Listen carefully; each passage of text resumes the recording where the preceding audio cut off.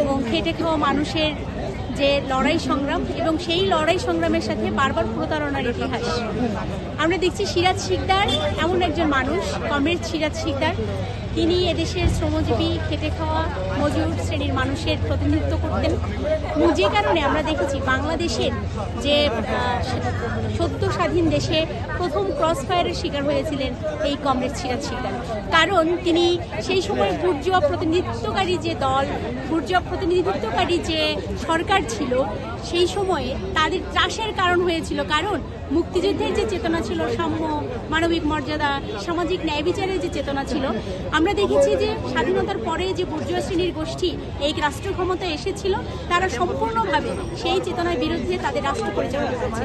যে কারণে তখন যখন সিরাজ শিকদাররা শ্রমিকের কথা বলেছেন, এদেশের কৃষকের কথা বলেছেন, মজুরের কথা বলেছেন, তখন সেই সময় কিন্তু আমরা দেখেছি যে রাষ্ট্র এই সিরাজ শিকদারকে ত্রাস মনে করেছেন।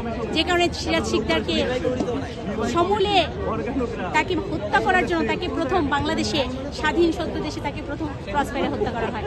আজকে যখন আমরা এই যে 16 বছরের দীর্ঘ 16 বছরের ফ্যাসিস্ট হাসিনার যে শাসনামল, সেই শাসনামলের বিরুদ্ধে লাগাতার আমরা যখন লড়াই সংগ্রাম করছি, এদেশের বামপন্থীদের একটা বিরাট ভূমিকা আছে।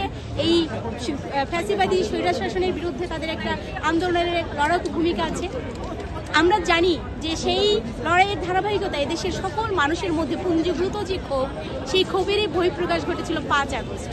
সেই 5 আগস্ট আমরা দেখেছি ছাত্র জনতার জীবনের বিনিময়ে আজকে আমরা এই অভ্যুত্থান পরবর্তী বাংলাদেশ পেয়েছি।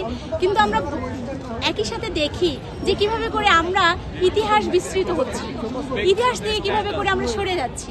আজকে যারা এই ছবি মুছছেন, এক ধরনের উগ্রবাদী গোষ্ঠী, তারা ইতিহাস বিস্তৃত, তারা ইতিহাসটা ভালো জানছেন না। যে কারণে এই ধরনের সংগ্রামী মানুষকে তারা জুতা মারছেন এবং সংগ্রামী মানুষের নাম মুছে ফেলতে চাচ্ছেন। অত্যন্ত দুঃখের বিষয় এই কারণে যে প্রাচ্যের অক্সফোর্ড বলে খ্যাত যে বিশ্ববিদ্যালয়, এই ঢাকা বিশ্ববিদ্যালয়, বারে বারে বিভিন্ন আন্দোলনের সূতিকাগার এই বিশ্ববিদ্যালয়, সেই বিশ্ববিদ্যালয়ের একদল শিক্ষার্থী যারা নিজেদেরকে দাবি করছেন, সেই শিক্ষার্থীরা কিভাবে করে ইতিহাস বিস্তৃত হয়ে যান, এটা আমাদের যেমন দুঃখ লাগে এবং একই সাথে এটা আশাবাদ তৈরি হয় এই কারণে যে আজকে আবার এই সিরাজ শিকদারের যে ছবি এবং সিরাজ শিকদারের যে সংগ্রামী ভূমিকা, সেটা একদল তরুণেরা কিন্তু ধারণ করছে। আজকে আমরা এখানে এসেছি কারণ সিরাজ শিকদারের যে চেতনা, সেটা একটা বৈষম্যহীন সমাজের চেতনা। সিরাজ শিকদারের সংগ্রামের যে চেতনা, সেই চেতনা হচ্ছে সাম্যের সমাজের চেতনা। ফলে আজকের এই কাজটা আমরা মনে করি যে ইতিহাস বিস্তৃত যে তরুণেরা আছেন, তারা এটা থেকে শিখবেন এবং তারাও আজকে বাংলাদেশের ইতিহাসটা যথার্থভাবে জানবেন। যদি সেটা না হয়, তারাও কিন্তু ইতিহাসে রাস্তা করে নিক্ষিপ্ত হবেন বলেই আমরা মনে করি।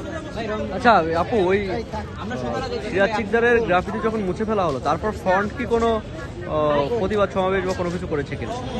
আমরা সাথে সাথে প্রতিবাদ করেছি, আমরা সোশ্যাল মিডিয়া প্রতিবাদ করেছি এবং আমরা আজকে যে আমাদের সমাজতান্ত্রিক ছাত্র হ্যাঁ, আমরা আমাদের বিবৃতি দিয়েছি। আমরা যে আপনারা দেখছেন যে আমাদের আজকে ছাত্র সমাবেশ ছিল, সেই সমাবেশে কিন্তু আমরা এই কথাটা বলেছি যে এইটা বাংলাদেশের জন্য। এবং শুধু এই গ্রাফিতি যেমন মুছে হয়েছে, সাথে সাথে আপনারা খেয়াল করেছেন নিশ্চয়ই যে এই ঢাকা বিশ্ববিদ্যালয় কলাভবনের পেছনের যে গেট, সেই পেছনের গেটে আমাদের সমাজতান্ত্রিক ছাত্র ফ্রন্টের একটি দাবি সম্বলিত, আমাদের যে 13 তারিখে যে সমাবেশ, সেটা সম্বলিত একটা দেয়াল লিখন আছে। সেই দেয়াল লিখনে আমাদের সংগঠনের নামটি মুছে দেওয়া হয়েছে। ব্রজভবন কলেজে ছাত্র ইউনিয়ন, ছাত্র ফ্রন্টে দেয়াল লিখন মুছে দেওয়া হয়েছে। সেই দেয়ালে লেখা ছিল শিক্ষার যে আর্থিক ব্যয়, সেটা রাষ্ট্রকে গ্রহণ করতে হবে। সেই দেয়ালে লেখা ছিল শিক্ষার ব্যয়, সেটা কমাতে হবে। এই যে কথাগুলো, সেই কথাগুলো কিন্তু তারা সহ্য করতে পারছে না, সেটা কিন্তু স্পষ্ট। আমরা চট্টগ্রাম বিশ্ববিদ্যালয়ে দেখেছি, আনন্দমোহন কলেজে দেখেছি। ফলে আমরা বলতে চাই যে এটা একটা সংঘবদ্ধ ক্রিয়া এবং এটা উগ্র গোষ্ঠীর একটা ক্রিয়া। আমরা বলতে চাই এটা যে সাম্প্রদায়িক উগ্র গোষ্ঠীর একটা ক্রিয়া হিসেবে আমরা এটা দেখছি এবং এটা কোনোভাবেই বাংলাদেশের সাথে যায় না, আমাদের ইতিহাসের সাথে যায়। তাৎক্ষণিক তারপরের দিন আমরা মিছিল করেছি ক্যাম্পাসে, বিভিন্ন জায়গায় স্পটে। তারপরে সেখান থেকে আমরা সারা দেশেই নানান ধরনের কার্যকলাপ চালিয়েছি। শাহবাগে কার্যকলাপ চালিয়েছি, রাজশাহীতে কার্যকলাপ চালিয়েছি, ময়মনসিংহ, চিটাগাং, অর্থাৎ নানান সারা বাংলাদেশে যেই জায়গায় আসলে আমাদের সক্ষমতা রয়েছে, সেই জায়গায় আসলে আমরা এই প্রতিবাদ জানিয়েছি। এই প্রতিবাদের একটা স্টেপ অনুযায়ী আজকে আমরা আসলে কমরেড সিরাজ শিকদারের যে তার যে গ্রাফিতি, মুজিববাদের বিরুদ্ধে তার যে সংগ্রাম, সেটাকে আমরা পুনরুদ্ধার করার জন্য এখানে আসছি, সেই কাজই চলমান।